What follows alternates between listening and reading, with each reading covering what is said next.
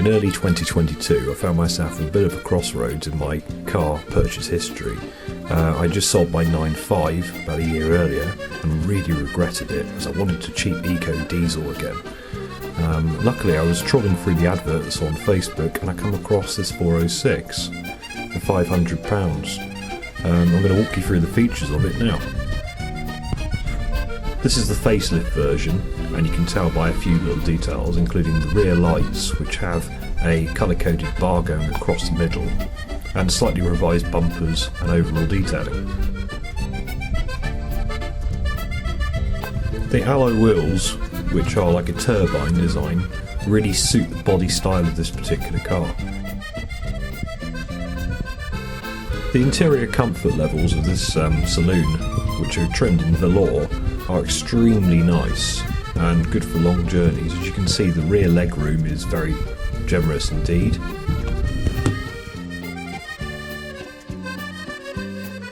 It features electric windows in the back and the front, as well as fold down central arm support and ski panel, which I believe is open from the other side.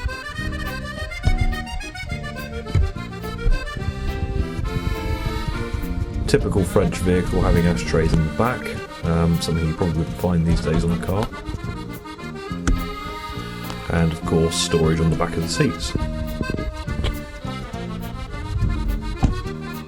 As we move into the front of the vehicle, we'll notice more velour but unfortunately dirty interior. However, the front seats are electric adjustable. The driver's seat on this particular version doesn't actually work very well, but it still offers some adjustability. There's some centre console storage. There's also an armrest that's supposed to be on both seats. Unfortunately on this one it's only on the driver's seat. There's also a coin slot in the middle.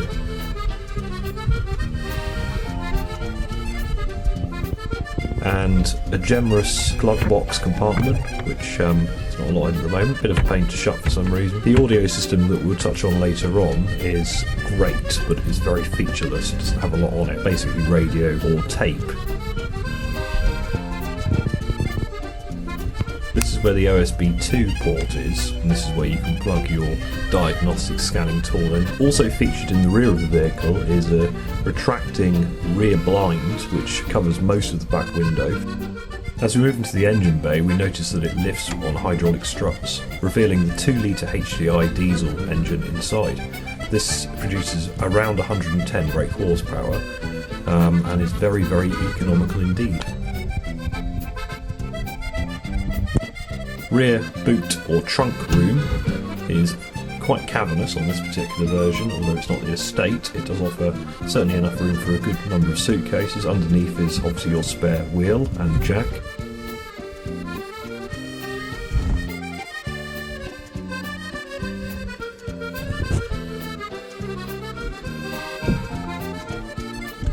Right, now we've talked Isabella out of the 406, let's go for a quick drive and see how she drives.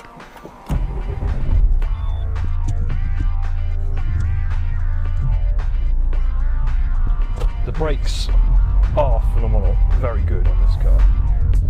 Seem to work extremely well for a car of over 20 years old.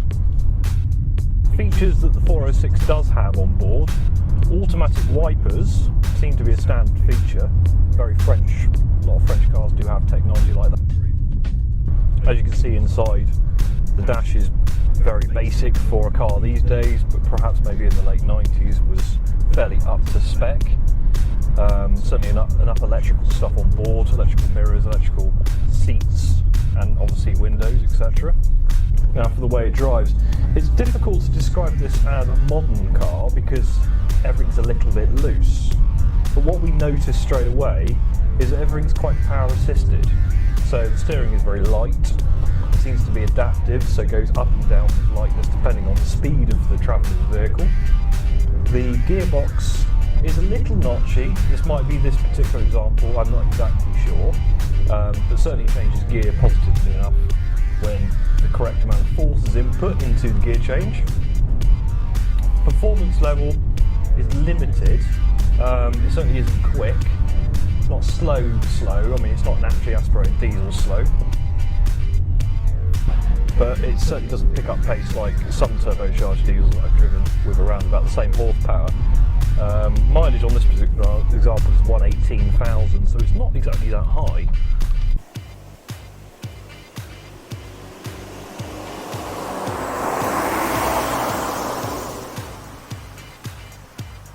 Feeling through the steering wheel, feedback, etc.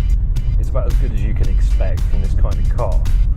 It's okay. It certainly doesn't handle as good as a 106. I know that because I've had a 106. That drove fantastic.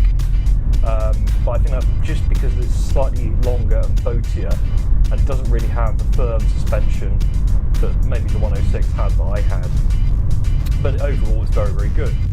One of the only issues with this particular car, and I think that was probably why it was £500, was simply because it had very, very poor paintwork. Now, weirdly enough, my 106 also had very poor paintwork, and it was also the same colour. There's a good indication that 106s or 406s or any of the 6 range in that particular car probably didn't have the best life expectancy when it came to paint. And of course it's just the lacquer coat, it's not actually the paint colour itself, but of course it does detract from the overall value of the vehicle and thus makes these quite a bargain.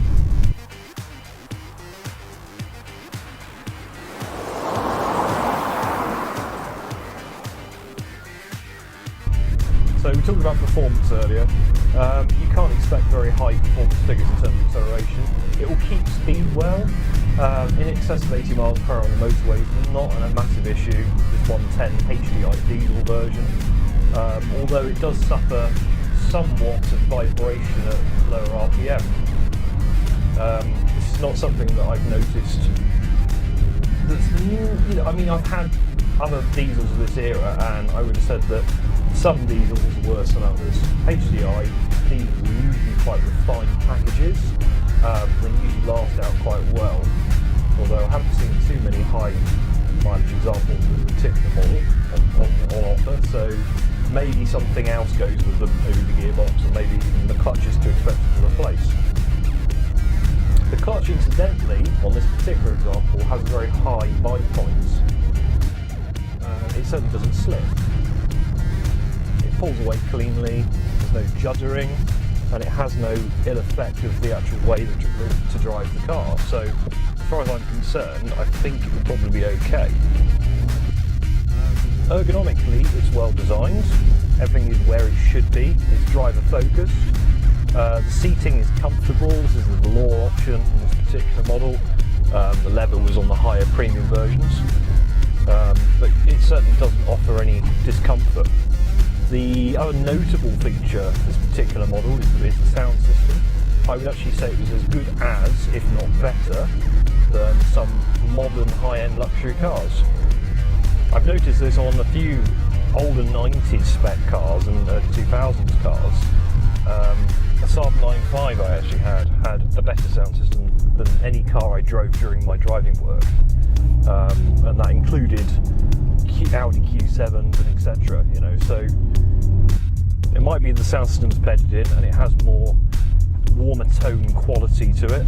It's hard to know, but it certainly wasn't bad for all the time period.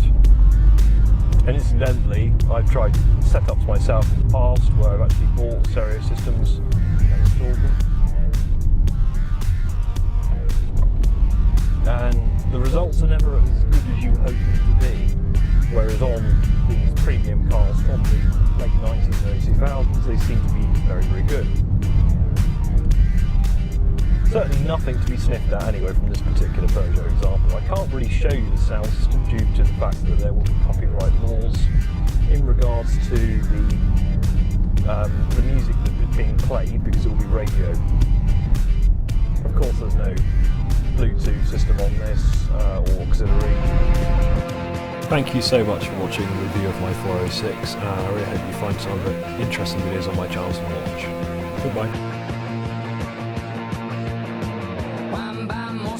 J'ai sur mon lit à bouffer sa langue en buvant trop mon whisky. Quant à moi, peu dormi, vie débris, mais j'ai dû dormir dans la gouttière où j'ai eu un flash.